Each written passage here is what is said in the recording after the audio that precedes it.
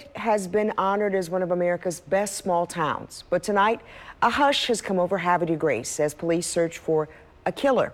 WMAR2 News' Jeff Hager has more on that story tonight.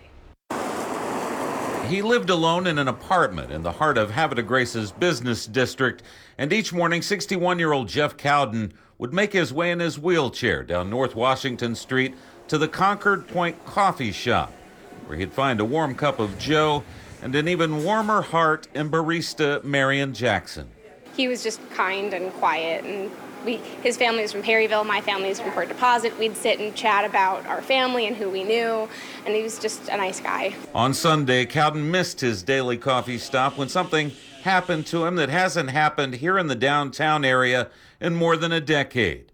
He was murdered.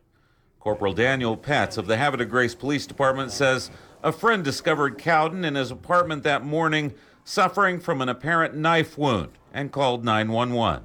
When officers responded to help with EMS, they determined that it was actually a gunshot wound.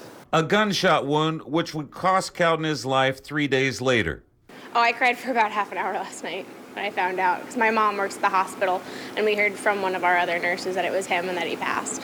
At this point, police aren't commenting on any potential motive for Coudon's killing, except to say they believe this was an isolated incident and there's no threat to the public.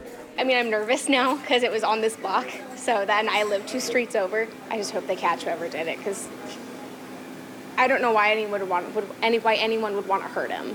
If you have any information which could help lead police to Coudon's killer, you're asked to call the Criminal Investigations Unit at 410-939-2121. In Havre de Grace, Jeff Hager, WMAR 2 News.